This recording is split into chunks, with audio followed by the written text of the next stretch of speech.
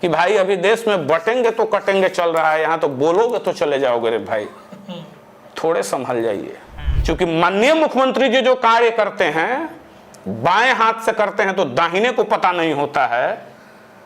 और जो लोग कह रहे हैं कि राजनीतिक विरासत कौन होगा, तो कहीं ये उसकी परिपाटी या उसकी पटकथा तो लिखनी प्रारंभ नहीं हो चुकी है। घोषणा हुई है, अभी आगे अब कैसे कैसे क्या उसका प्रारूप होता है, ग्राउंड पे कितना काम होता है, कार्यकर्ताओं को तो चाहिए। देखिए कोई लीडर टच वाले नहीं, एक्टिव जो जनता के लिए समर्पित हो, तो वो आए और वो अच्छी से अच्छी खेती करके दिखाएं।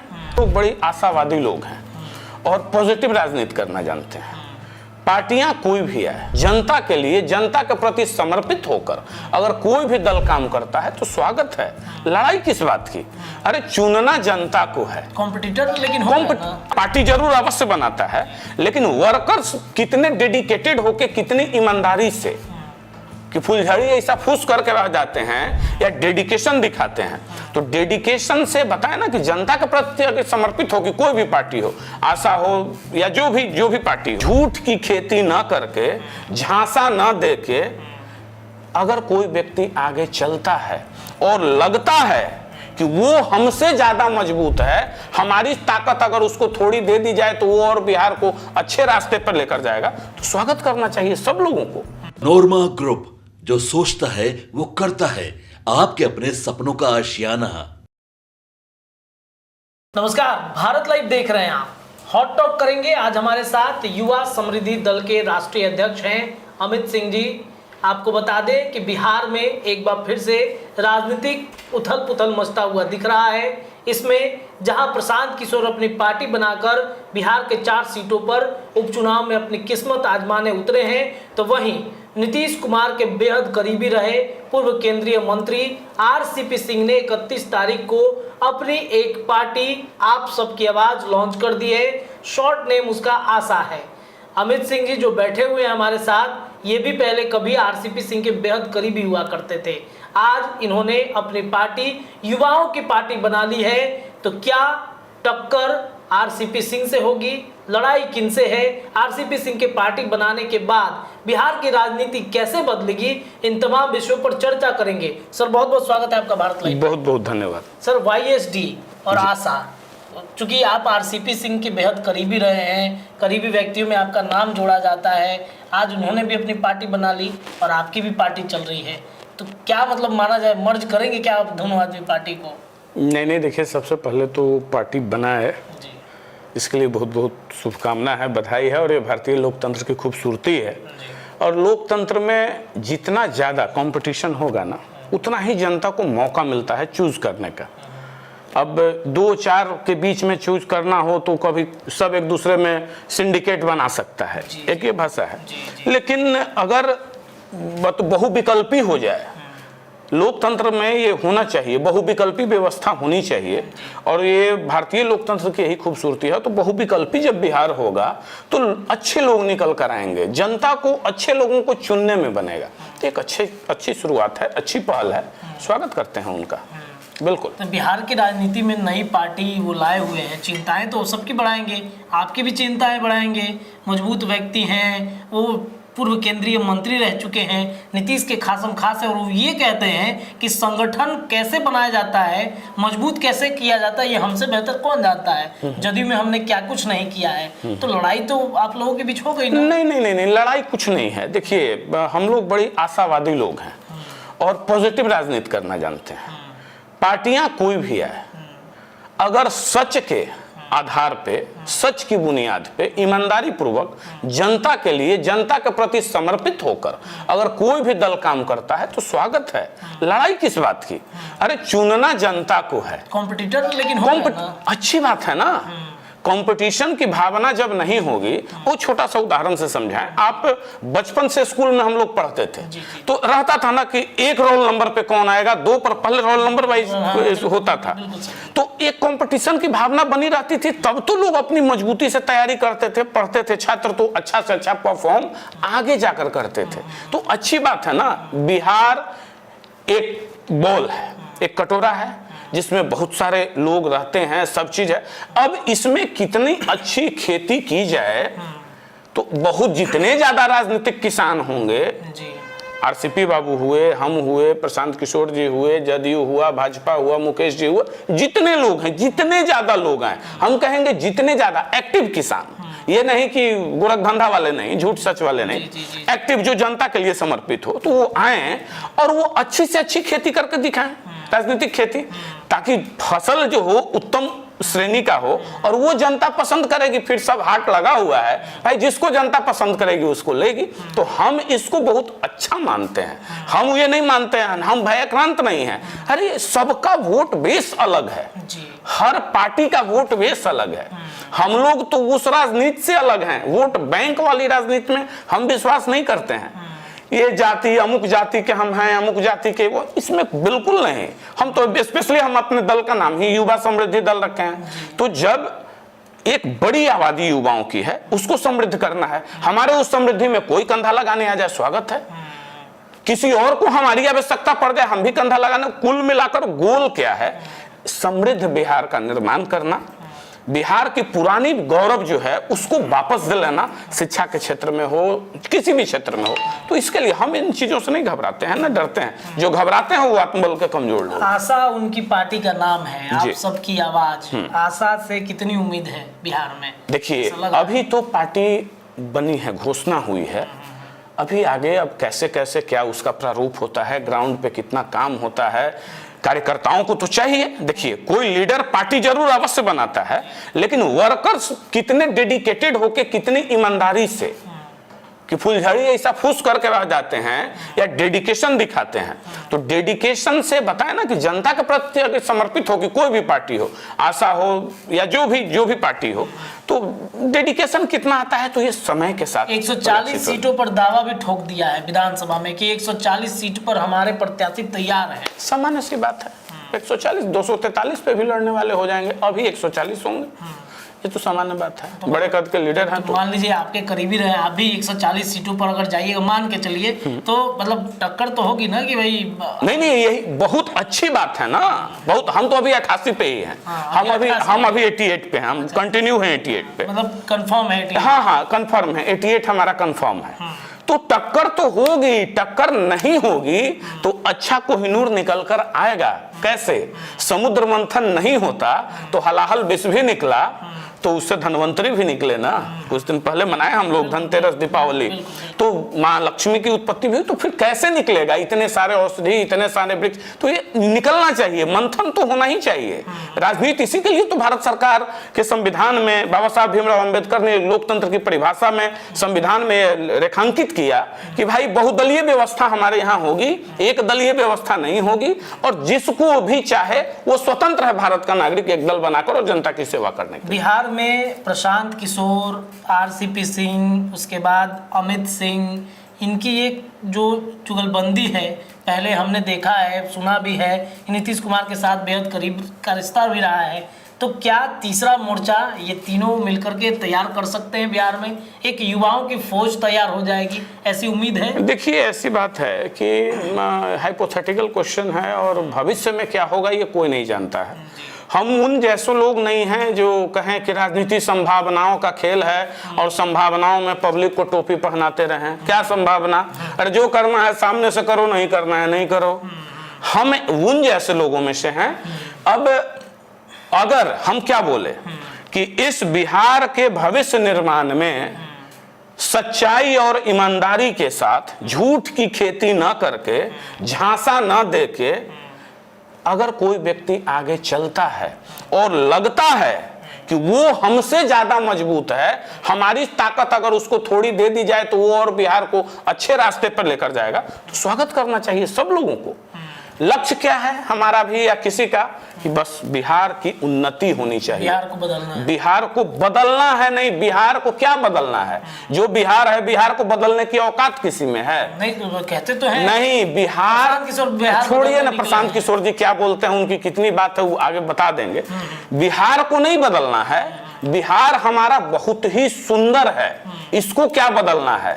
प्रकृति से संसाधन से भरा पूरा बिहार है, इसके ऊपर जो धूल जमा हुआ है ना, जाति का धूल हटाना है, धर्म का धूल हटाना है, सुस्ती का धूल हटाना है, शिक्षा का अलख जगाना है, रोजगार का अलख जगाना है, और बिहार को बदलने की आवश्यकता नहीं है। बिहार अपने स्वरूप में ही हमेशा चमकता रहा है। तो फिर उन लोगों के दावे का क्या, जो बिहार बदलने नहीं, अब वो तो देखिए, उनका तो मैक्सिमम दावा झूठ पे आधारित है, इसलिए तो हम विरोध करते हैं। हमको उनसे कोई निजी तो है नहीं, झूठ बोलते हैं वो। अरे भाई मैक्सिमम दावा झूठ पे आधारित है। अच्छा बताइए, सब तो सही, नहीं डे फर्स्ट से हम कहते हैं, जी जी, पदयात्रा प्रारंभ किए, जगह जगह बोले, वेटनरी ग्राउंड में लोगों को बुलाए, पार्टी बनाएंगे, संविधान बन रहा है, इतने बुद्धिजीवी लोगों को हम संविधान बनाने को दिए हैं, अब पार्टी का रजिस्ट्रेशन 2 साल पहले करा लिए।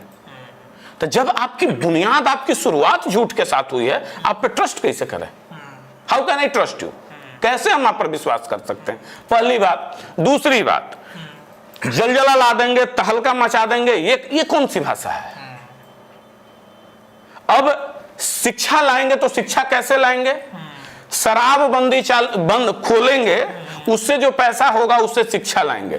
जिस बच्चे को पढ़ाने की बात करते हैं, उसके बाप को शराब पिलाने की बात कर रहे हैं। अरे मालूम हुआ कि बच्चा वयस्क भी नहीं हुआ, उसके पिता किडनी खराब हो गया, लीवर खराब हो गया, हृदय खराब हो गया, घर में जितना पैसा है वो सारा पैसा हॉस्पिटल में चला गया और वो स्वर्ग सिधार गए और उस बच्चे के छत से सिर से हाथ भी हट गया। तो इस तरह का नहीं, एकदम वास्तविक बात होनी चाहिए, जो प्रैक्टिकल बात है। जितनी हम जितने पांव पसारिए, जितनी लंबी सौर, हमारी जितनी क्षमता है, इसमें बेहतर किया जा सकता है बिहार में। अरे संभावना, जैसे कुछ हम सुन रहे थे रामचंद्र बाबू का कि अब जैसे माइंस की बात है, माइंस की बात खुद करते हैं, तो क्यों नहीं? तो एनएमडीसी है, एनएमडीसी में वो रहे, उसके मंत्री में रहे, तो उनको जानकारी है, हम उस पर क्यों नहीं बात करेंगे? उस रिसोर्स का यूज क्यों नहीं करेंगे? हमारे यहाँ इतनी सारी नदियां हैं, नदियों को जोड़ने का वाजपेयी जी का एक बहुत स्वर्णिम परियोजना था, क्यों उस परियोजना को रोक दिया गया? बिहार जैसे प्रदेश में तो उसको लागू होना चाहिए। बिहार के लिए अभिशाप है बाढ़, आज नदियों को जोड़ दिया जाए तो सारा, तो बहुत सारी बातें हैं, बहुत सारा चीज है जिसको हम कर सकते हैं। हमारे पास बल है। बल क्या है? परमाणु शक्ति के रूप में मानव बल है मेरे पास, संख्या बल है, वो भी युवाओं का है, सबसे युवा राज्य बिहार है। तो इन चीजों को हम समेट के ये ब्लूप्रिंट तैयार करेंगे। शराब खोल देंगे, ये कर देंगे, वो कर, ये सब फालतू का बात। राजस्व बढ़ाएंगे, शराब कुछ नहीं होगा। राजस्व क्या बढ़ेगा? जितना राजस्व बढ़ाएंगे और फिर वही व्यक्ति बीमार पड़ेगा। अगर वो गरीब आदमी बीमार पड़ेगा तो सरकार के हॉस्पिटल में ही इलाज कराएगा, उसके इलाज पे उससे दुगना खर्च हो जाएगा। कितना का राजस्व बढ़ा के दारू पी के कितना राजस्व देगा? अगर कोई व्यक्ति 10 बरस, वो कहते हैं ना कि 20 साल में बदलेंगे, देखिए भी कितना फेक बात है। 20 साल तक वो बैठे रहेंगे। अगर कोई व्यक्ति 20 साल लगातार शराब पीता है, कितना लाख का शराब पिएगा? एक बार उसका किडनी और लीवर अगर डैमेज हो गया तो सरकार का 50 लाख रुपया, 1 करोड़ रुपया घुस जाएगा उसके पीछे। तो राजस्व बढ़ा के इधर से लाइए और इधर घुमा कर दे दीजिए और उस स्वर्ग सिधार जाएगा, बच्चा हो जाएगा क्या? अनाथ, बच्चियां अनाथ हो जाएंगी, कौन उसके परिवार को पालेगा?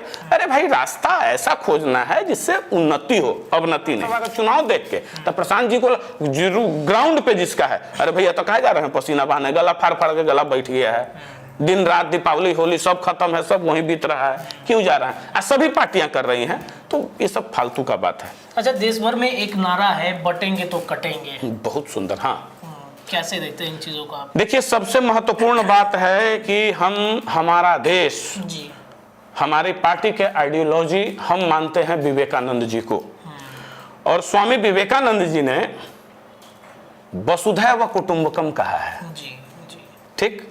हम वंदे मातरम को मानते हैं। वंदे मातरम कहां बटे हैं और कौन काटा है? जो कह रहे हैं कि बटेंगे तो कटेंगे, तो हम ये कहते हैं कि आज धरती है, कल पलटने वाला है। आज धरती है, कल पलट जाएगा, प्रलय आ जाएगा, तो मान लीजिएगा। अरे आज नहीं ना बटे हैं भाई। हिंद देश के निवासी सभी जन एक हैं, एक तो है पहली बात। दूसरी बात जानिए, संविधान के साथ इस देश में कैसे मजाक करते हैं ये सियासतदान।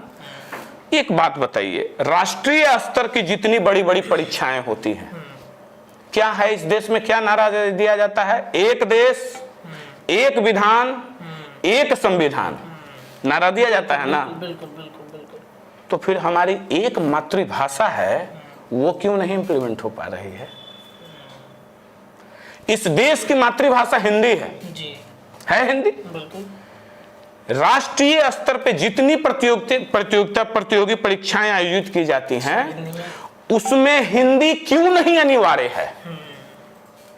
संघ लोक सेवा आयोग जिसे आईएएस, आईपीएस, आईएफएस बनते हैं, एलाइड सर्विस के लोग बनते हैं, क्षेत्रीय परीक्षाओं में समझ में आता है कि भाई क्षेत्रीय, अब उड़ीसा कैडर का रहने वाला, कर्नाटका का रहने वाले कोई अधिकारी, उनकी पोस्टिंग अभी किसी भी राज्य में हिंदी प्रदेश क्यों, मतलब क्या विडंबना है, हिंदी प्रदेश क्यों कहा जाता है? बांट कौन रहा है? हमारा कहने का तात्पर्य क्या है ये समझिए, बांट कौन रहा है? संविधान नहीं बांट रहा है, आप बांट रहे हो ना भाई, सियासतदान हो आप बांट रहे हो प्रदेश को, देश को। आप हिंदी प्रदेश, बांग्ला प्रदेश, आंध्र, ये क्या है भैया? अरे जब एक देश, एक विधान, एक संविधान, तो एक भाषा और एक ज्ञान भी अनिवार्य होना चाहिए। ये सब मतलब शब्दों का प्रयोग करना, ये सब क्यों? तो वही बता रहे हैं। देखिए अब चीज क्या है कि तो बांट तो आप रहे हैं जी। केंद्रीय कर्मी कोई भी हो, वो तो पूरे ऑल इंडिया रैंक सर्विस है ना, ऑल इंडिया का उनका सर्कल है, तो एक पेपर हिंदी सबको आना चाहिए। यहाँ तो बगल के प्रदेश के मुख्यमंत्री हैं जो हिंदी में भाषण देंगे तो आपको इंटरटेनमेंट के लिए लोग भाषण सुनता है, मुख्यमंत्री की हाल है। तो जो मातृभाषा को आप नहीं अपना सके हैं, आप क्या बात करते हैं कि बंटोगे तो कटोगे, और कौन काट देगा? कौन काट देगा? अरे इस देश ने तो न जाने कितने जुल्म से है, तब तो हम कटे नहीं, और सब जानता है कि हम एक हैं। जो भारतीय है वो एक है, जो भारतीय नहीं है वो किसी सूरत में एक नहीं है। धर्म के आधार पर हम एक होना अनेक होना नहीं हम जानते हैं, हम हिंदुस्तानी होने के नाम पर एक हैं, हम भारतीय होने के नाम पर है। फिर इस तरह के शब्द का प्रयोग क्यों करते हैं? ये सिर्फ उन्माद फैलाने के लिए। तो पहले अपने दामन में झांक कर देख लो ना भाई, कि जब राष्ट्रीय क्षेत्रीय परीक्षा ये करते हो तो उसमें तुम्हारी मातृभाषा जो है वो अनिवार्य नहीं है। क्यों नहीं है? इंटरनेशनल लैंग्वेज इंग्लिश है, वो अनिवार्य नहीं है। क्यों नहीं है? इस देश के एक एक बच्चे को पढ़ाना चाहिए ना, हिंदी और इंग्लिश अनिवार्य, बाकी क्षेत्रीय भाषा की भी जानकारी आप रख सकते हैं, लेकिन ये दो सब्जेक्ट अनिवार्य हो ताकि एक पूरब का बच्चा पश्चिम जाए, उत्तर का बच्चा दक्षिण जाए, तो उसको कहीं कोई कष्ट नहीं हो। तो बांट तो आप रहे हैं वहां बैठ के और कहते हैं कि बटोगे तो कटोगे। इतना कुछ बात कर रहे हैं, जदयू के तमाम नेताओं से जब पूछा जा रहा है तो फूके हुए कारतूस कह रहे हैं वो। कोई कह रहा है कि ये पुराने व्यक्ति हैं, इनको क्यों, मतलब इनकी बात ही करना बेकार है। क्या वाकई में ऐसा है? देखिए, 3 महानुभावों का बयान आया, अरविंद निषाद जी का, फ्यूज बल्ब कहा, फ्यूज बल्ब जी, एक बहन अंजू महाराज जी का बात, और उमेश कुशवाहा जी का बयान तो ऐसे है जैसे लगा कि भाई बहुत बड़े लीडर हैं। खैर, सबसे पहले ये लोग तो मर्यादा को तार तार करने में बहुत डिग्री हासिल किए हुए हैं, लेकिन खैर जो भी बोलिए आप, एक प्रश्न केवल हम पूछना चाहते हैं, जिनके रोशनी में आप प्रकाशमान हो रहे हैं, यानी माननीय मुख्यमंत्री, हमारे प्रिय मुख्यमंत्री बिहार के, सम्मानित मुख्यमंत्री बिहार के, मैं भी मानता हूं उनके प्रकाश में आप प्रकाशवान हो रहे हैं। शायद उनको पता है कि अप्रत्यक्ष रूप से कहीं ये उत्तराधिकारी घोषित करने की कोई प्रक्रिया तो नहीं चल रही है। अच्छा, ये उनको नहीं पता है, और हम सावधान कर देना चाहते हैं आपके कैमरे पे। ये तो बहुत बड़ा खुलासा। हम आपके कैमरे पे सावधान कर देना चाहते हैं ऐसे लोगों को कि भाई अभी देश में बटेंगे तो कटेंगे चल रहा है, यहाँ तो बोलोगे तो चले जाओगे रे भाई, थोड़े संभल जाइए। आप नहीं जान रहे हैं, क्योंकि माननीय मुख्यमंत्री जी जो कार्य करते हैं बाएं हाथ से करते हैं तो दाहिने को पता नहीं होता है। और जो लोग कह रहे हैं कि राजनीतिक विरासत कौन होगा, तो कहीं ये उसकी परिपाटी या उसकी पटकथा तो लिखनी प्रारंभ नहीं हो चुकी है? ये मैं नहीं कह रहा हूं, कुछ राजनीतिक अंदर के पंडित बता रहे हैं, सूत्र लोग बता रहे हैं, ऐसी संभावनाएं हैं। हम क्यों, राजनीति तो संभावनाओं का खेल लोग कहते हैं ना आप लोग भाई, तो ये संभव है। इसलिए प्लीज थोड़ा संभल के चलिए अपने रास्ते पे जरूर चलिए, और बाकी विशेष कुछ समझाने की नहीं आवश्यकता है। आपसे सीनियर हैं, इज्जत करना सीखिए, राजनीति में भाषाई मर्यादा को बनाए रखिए, बलि मत दीजिए अपना। मोदी जी ने कहा एक रहोगे तो सुरक्षित रहोगे, तो हम एक हैं कहाँ नहीं भाई, कहाँ हम एक नहीं हैं? पाकिस्तान का झंडा लगा रहे हैं कि भूटान का, कि इंग्लिस्तान का, कि फिलिस्तीन का, किसका झंडा लगा रहे हैं? हम एक हैं, हमारा तिरंगा एक है, हमारी बुनियाद एक है, हम वंदे मातरम में विश्वास करते हैं, हम जय हिंद को मानते हैं, हम विवेकानंद जी को मानते हैं, सुभाष चंद्र बोस को मानते हैं, हम अब्दुल हमीद को भी मानते हैं, सबको मानते हैं। हम क्या बोले, जो हिंदुस्तानी है, जिसके जिन्न में हिंदुस्तान का खून है, जो हिंदुस्तान का अन्न खाता है, वो ही सिर्फ और सिर्फ हिंदुस्तानी है, सिर्फ और सिर्फ भारतीय है, दूसरा कोई नहीं है, और हम यही मानते हैं। अंतिम प्रश्न है, क्यों ऐसे बयानबाजी चल रही है देश भर में? ये सिर्फ वोट की राजनीति है, ये सिर्फ और सिर्फ वोट की राजनीति है, इसके अलावा तो कुछ है नहीं। अब तो कुछ बचा नहीं, रोजगार की बात करेंगे नहीं, देश की उन्नति की बात हम करेंगे नहीं। तो देखिए, शोभा नहीं देता है क्षेत्रीय नेता बोलें। अब ये शुरू कहां से हुआ? हम अपने ही राज्य से माननीय मंत्री जी एक हिंदुत्व यात्रा करते हैं, अच्छी बात है, चलिए आपकी ये यात्रा आप करते रहिए, लेकिन जो मंत्रालय मिला था उस मंत्रालय से कुछ दे भी देते बिहार को।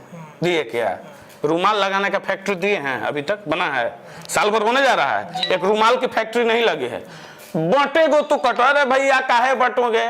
भूखे भजन नहीं हो तो गोपाला, पेट में अन्न नहीं है बांटोगे। तो आप तो खुद धर्मांतरण आपके देश में क्यों हो रहा है? सरकार जवाब दे। ये मंत्री जो बोलते हैं वो जवाब दें, क्यों धर्मांतरण हो रहा है? सिर्फ भूख के मारे।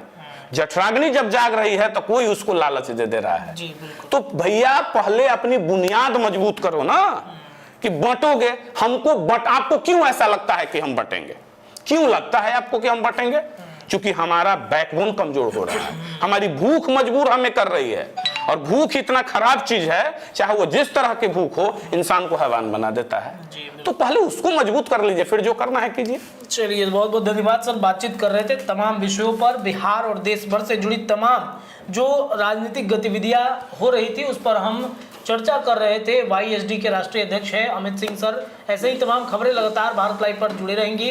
देखते रहिए भारत लाइव, अपनी राय कमेंट में रखिए। बहुत बहुत धन्यवाद। आपके सपनों को हमने सजाया है, ई होम्स पैनोरामा को हमने बनाया है। ई होम्स मेरा एक सपना था जिसपे मैं पिछले 4 साल से काम कर रहा था। हमने जो बनाया है वो सबने है माना। ई होम्स पैनोरामा में हो आपका भी आशियाना। और फाइनली हमने 2021 में इस प्रोजेक्ट को लॉन्च किया। बहुत लोग अप्रिशिएट कर रहे हैं कि पूर्णिया जैसे शहर में, बिहार के, एक तो बिहार की बात करें उसमें भी पूर्णिया जैसे छोटे जगह में इस तरह का लाइफस्टाइल देना, ये सुन के हम लोगों को बहुत अच्छा लगता है। ई होम्स में हमने कुछ और भी किया है, जैसे हम जिस जगह में रह रहे हैं हमारे फैमिली सिक्योर हो, उनको सिक्योरिटी का ध्यान में रखा है। आपकी सुविधा और सुरक्षा आपके लिए खास है, ये आपका विश्वास है। इसमें आर्टिफिशियल इंटेलिजेंस का 7 लेयर सिक्योरिटी का हमने इस्तेमाल किया है। लस ग्रीन कैंपस को बनाया है। यदि हमारा बाउंड्री वाल है तो वो वर्टिकल गार्डन है। ये जितनी भी फैसिलिटी होता है एक इंटरनेशनल टाउनशिप में ई होम्स है, ये हम लोग विश्वास नहीं कर पा रहे हैं। जो भी हमारे मित्र दोस्त या जो भी हमारे बाहर के बाहर आते हैं तो हम लोगों को बहुत अच्छा सुनने को मिलता है और बहुत अच्छा क्रेडिट मिल रहा है। वो सारा हमने सिर्फ एक बिल्डिंग नहीं बनाया, हमने एक बहुत अच्छा लाइफस्टाइल दिया ई होम्स में, और मेरा एक सपना था जिसको मैं आज फुलफिल होते हुए देख पा रहा हूँ। ये आपका आवास है। ई होम्स पैनोरामा में अब आपका निवास है। E homes panorama, luxurious lifestyle redefined. Panorama group, जो सोचता है वो करता है। अगर ये वीडियो पसंद आई और वह बिहार के राजनीति और बिहारियत से सरोकार रखेनी तो सब्सक्राइब बटन दबा के चैनल के सब्सक्राइब कर ली। ओजे एगो घंटी बा, ओकरा बटन दबा देला से कुल सटीक और मारक खबर रुआ मुफ्त में मिल जाई। अगर रुआ पत्रकारिता के हमनी के नया प्रयोग में सहयोग कर चाहतानी तो ज्वाइन बटन दबा दी। पेटीएम नंबर नोट कर ली 9386 816 700। धन्यवाद।